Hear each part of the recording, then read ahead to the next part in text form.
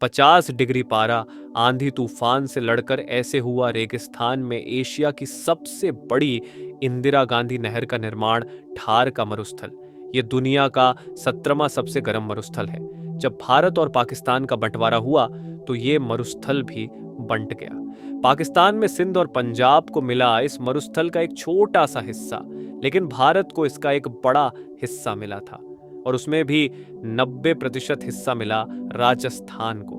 एक वक्त था जब यहाँ पानी खोजना भूसे में सुई खोजने जैसा था और गर्मी तने भयानक होती थी कि यहाँ से कोई भूल कर भी नहीं गुजरना चाहता था। यहाँ के लोगों ने गर्मी के हर सितम को सहते हुए सैकड़ों साल बिता दिए थे, लेकिन छपनिया अकाल ने जो तबाही मचाई, उसके बाद लोगों को पानी की समस्या के स्थायी समाधान का इंतजार था। साल 1999 में पड़े सदी के सबसे भयानक छपनिया अकाल ने ग्यासितों के राजाओं को भी पानी की समस्या पर सोचने के लिए मजबूर कर दिया था। इसी के समाधान पर दिन रात विचार कर रही थे बीकानेर के महाराजा गंगा सिंह। उन्होंने कई लोगों से मशविरा किया और फिर नहर बनवाने की ठाने। जिस साल छपनिया अकाल पड़ा था, ठीक उसी साल में यानी कि सन 1899 में हिसार के टोहाना में कंवर सेन का जन्म हुआ था। कंवर सेन गुप्ता ये वो नाम है जो राजस्थान के कम ही लोग जानते हैं, लेकिन अगर कंवर सेन ना होते तो ना तो इंदिरा गांधी नहर होते और शायद आप और हम भी पानी तलाशने के लिए आज उतने ही मशक्कत कर रहे होते जितने के हमारे पुरखों ने की थी। वो कहते हैं ना कि कुदरत अपने साथ किसी को भी आसानी से खिलवाड़ नहीं करने देती, तो फिर मरुस्थल कैसे करने देता। 50 डिग्री से भी ऊपर का पारा, नितने आंधी और तूफान, ना मशीन ना टेक्निक और ना ही इंजीनियर्स तो इस तरफ देखना भी नहीं चाहते थे। लेकिन उन कठिन हालातों में भी कंवर सेन ने महाराजा गंगा सिंह का राजस्थान में नहर लाने का सपना साकार करके दिखाया। इस नहर के निर्माण में लाखों चुनौतियां आई, हजारों कठिनाइयां आई और कई जाने भी गई। इंदिरा गांधी नहर के निर्माण में किसने किया खून पसीना एक, और कैसे मरुस्थल के सीनी को चीरकर एक 639 किलोमीटर लंबी नहर का निर्माण हुआ। इसके सच्ची कहा राजस्थान की सबसे चर्चित रियासतों में से एक थी बीकानेर रियासत, जहां महाराजा गंगा सिंह ने साल 1888 में गद्दी संभाली थी। वे खुले विचारों वाले और दूरदर्शी थे। साल 1999 में पड़े छपनिया अकाल में तड़पती जनता की आहें उन्होंने एक गंग नहर ने मानो बीकानेर की फिजा ही बदल कर रख दी थी। इस क्रांतिकारी प्रयास के कारण उन्हें आधुनिक भारत का भागीरथ पे कहा गया। लेकिन पानी की कमी सिर्फ बीकानेर में ही नहीं थी, बल्कि चूरू, नागौर और जैसलमेर समेत राजस्थान के कई जगहों को थी। महाराजा गंगा सिंह ने जैसलमेर तक इस नहर को ले जाने की कोशिश की, लेकिन पैसे की कमी के कारण उनका यह सपना पूरा ना हो सका। लेकिन राजस्थान के भाग्य में तब तक शायद नहर का निर्माण लिखा जा चुका था। इसलिए तो महाराजा गंगा सिंह के दरबार में नए चीफ इंजीनियर बने कंवर सिंह गुप्ता। कंवर सिंह ने उस जमाने में थॉमसन कॉलेज से इंजीनियर की थी, जिसे आज IIT रूड की भी कहा जाता है।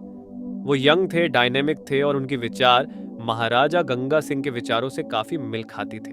गंगा सिंह के कहने पर ही कंवर सिंह ने पंजाब से लेकर राजस्थान तक एक नहर का ड्राफ्ट तैयार किया, जो इंदिरा गांधी नहर के लिए तैयार किया गया पहला ड्राफ्ट था।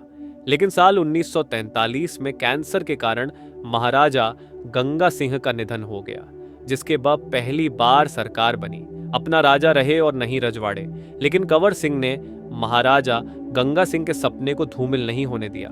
उन्होंने आजादी के ठीक एक साल बाद यानी कि साल 1948 में नहर के लिए तैयार किया गया ड्राफ्ट सरकार को भेज दी और आखिरकार 31 मार्च 1958 को नहर के निर्माण का श्री गणेश किया गया, उस वक्त के गृह मंत्री गोविंद वल्लभ पंत द्वारा। उस समय लोगों को यह काम बिल्कुल असंभव लग रहा था, क्योंकि जिद्दी रेगिस्तान की छाती चीरकर एक लंबी नहर निकालना अपने आप में एक चमत्कार जैसा था। लेकिन कंवर सिंह तो पूरा ड्राफ्ट तैयार कर चुके थे। जब थाना उन्होंने था तो नहर बनाने की जिम्मेवारी भी उन्हें ही दी गई। इस नहर पर योजना को नाम दिया गया राजस्थान नहर पर योजना, और यह तय किया गया कि पानी पंजाब देगा। पंजाब भी एक अच्छा पड़ोसी होने के नाते राजस्थान को पानी देने के लिए तैयार हो गया। पंजाब की फिरोजपुर में हरी के नाम की एक जगह पर सतलुज और व्यास नदी का संगम होता था और यहीं पर हरी के बैराज बनाया गया। इस बैराज से नहर निकालकर राजस्थान लाई जानी थी। लेकिन यही तो असली समस्या थी। अब पंजाब पानी देने के लिए तैयार था और राजस्थान पानी लेने के लिए तैयार था, पर धार का ये मरुस्थल ही नहर के निर्माण के लिए तैयार नहीं था। तभी तो ये काम करने के लिए तैयार ही नहीं होता था। उस वक्त नहीं, आधुनिक मशीनें थी, लेकिन राजस्थान के वातावरण से निपटने के लिए कमर सिंह और उनकी टीम तैयार थी। वो जानती थी कि इन हालातों में रेगिस्तान का छर्ची काम आ सकता है, इसलिए ऊंटों को मिट्टी खोदने के काम में लगाया गया। सबसे मेहनती जानवर कहे जाने वाले गधों ने ऊंटों का साथ दिया। सैकड़ों मजदूरों, हजारों जानवरों और इंजीनियर्स ने बिना थके कई कई घंटों तक काम किया। लेकिन भयानक गर्मी और धूल भरी आंधियों ने हालात इतने बदतर कर दिए थे कि उन्हें शब्दों में बयां नहीं किया जा सकता। मौसम की मार, गर्मी और आंधी तूफान से तंग आकर इंजीनियर्स काम छोड़कर बीच में ही चले जाने लगे थे। दोस्तों, इस नहर के निर्माण के लिए इंजीनियर्स ढूंढना एक बहुत ही चुनौतीपूर्ण काम था। इसलिए परियोजना के चीफ इंजीनियर अलग अलग पॉलिटेक्निकल और इंजीनियरिंग कॉलेज में जाकर इंजीनियर्स को योजना में काम करने के लिए आमंत्रित किया करते थे। कमर सेन और उनकी टीम ने यह तय किया था कि इस काम को जल्दी से जल्दी पूरा करना होगा। इसलिए युद्ध स्तर पर ऊंटों और गधों को काम में लगाया गया। मजदूरों की संख्या भी बढ़ा दी गई और काम के स्पीड को 2 गुना कर दिया गया। कहा जाता है कि ऊंटों और गधों ने मिलकर इतनी मिट्टी की खुदाई की और धुलाई की कि उससे पूरी धरती के चारों तरफ 4 फुट मोटी और 20 फुट चौड़ी सड़क बनाई जा सकती थी। ये जानवर अगर नहीं होते तो नहर पनप पाना बिल्कुल भी संभव नहीं था। कठिन मौसम में मिट्टी की धुलाई करते करते न जाने कितने ही ऊंटों और गधों ने दम तोड़ दिया। कई मजदूरों और इंजीनियर्स ने भी जान गंवा दी, लेकिन काम को रोका नहीं गया। आखिरकार 4 साल की अथक मेहनत के बाद राजस्थान नहर में पहली बार पानी आया। दोस्तों, ये नहर के निर्माण का प्रथम चरण का काम पूरा हुआ था, जिसमें पंजाब के हरी के बैराज से हनुमानगढ़ के मसेता वाली हैंड तक पहला हिस्सा बनाया गया और इसे नाम दिया गया राजस्थान फीडर। यहाँ एक बात समझने लायक है कि इंदिरा गांधी नहर के कुल लंबाई 649 किलोमीटर की है। तो सोचिए कि यह नहर कितनी लंबी होगी। अब एक ही बार में इतनी बड़ी नहर बनाया जाना संभव नहीं था, इसलिए पहले राजस्थान फीडर बनाकर पानी लाया गया और फिर आगे जैसलमेर तक पानी पहुंचाने के लिए मुख्य नहर बनाई गई। इसलिए इस नहर पर योजना में 2 नहरें शामिल हैं। पहली राजस्थान फीडर जो कि 204 किलोमीटर लंबी है और दूसरी 445 किलोमीटर लंबी मुख्य नहर की राजस्थान में एंट्री हो सके, इसके लिए 204 किलोमीटर लंबी राजस्थान फीडर बनाई गई, जिसका 170 किलोमीटर का हिस्सा तो पंजाब और हरियाणा में ही था। इसका सिर्फ 34 किलोमीटर हिस्सा ही राजस्थान में आया था। लेकिन राजस्थान के लोगों को निराशा ना हो, इसके लिए पहले ही चरण में मुख्य नहर का भी 189 किलोमीटर लंबा हिस्सा तैयार कर दिया गया था। 11 अक्टूबर 1961 को डॉक्टर सर्वपल्ली राधाकृष्णन ने राजस्थान नहर का उद्घाटन किया और इस नहर में पानी आया।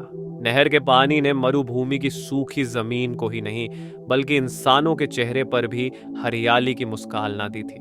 अब लोगों को पीने और सिंचाई करने का पानी मिलने लगा। नहर के आते ही आसपास के इलाकों की रंगत बदलने लगी। सालों काम करने वाले इंजीनियर्स और मच्छितूरों के चेहरे पर भी संतोष था, तो वही जनता के चेहरे पर पानी आने की खुशी अपनी टीम के साथ मिलकर कमर सेन ने असंभव लगने वाले काम को संभव कर दिखाया था। वैसे तो इस नहर के निर्माण में कई घोटालों के भी आरोप लगे थे, लेकिन पानी आने की खुशी और नहर के फायदों के सामने उन्हें भुला दिया गया। लेकिन इंदिरा गांधी नहर के प्रोजेक्ट को सक्सेसफुल बनाकर हजारों मजदूरों, ऊंटों और गधों और साथ ही कमर सेन की टीम ने राजस्थान के भाग्यों को बदल कर रख दिया था। कमर सेन को मरुस्थल का भागीरथ कहा गया और उन्हें पद्म भूषण से नवाजा गया। अब राजस्थान नहर की एंट्री इस मरु प्रदेश में हो चुकी थी, लेकिन अब सबसे मुश्किल काम था पानी पहुंचाने का और मुख्य नहर के निर्माण का। यहाँ एक सवाल यह भी पैदा होता है कि अभी तक के पूरी पिक्चर में कहीं भी इंदिरा गांधी का जिक्र भी नहीं हुआ। मेहनत तो कमर सेन, इंजीनियर्स, मजदूरों और ऊंटों ने की थी, तो नहर का नाम इंदिरा गांधी के नाम पर क्यों रखा गया? और दूसरा सवाल ये कि अभी तक तो नहर हनुमानगढ़ ही पहुंची थी, जैसलमेर तक इसने अपना सफर कैसे तय किया? दूसरों, इन सारे सवालों का जवाब हम आपको देंगे। इस नहर के निर्माण की अगली कहानी में इसके पार्ट 2 के साथ हम जल्द ही हाजिर होंगे। अपना ख्याल रखें, खुश रहे, धन्यवाद।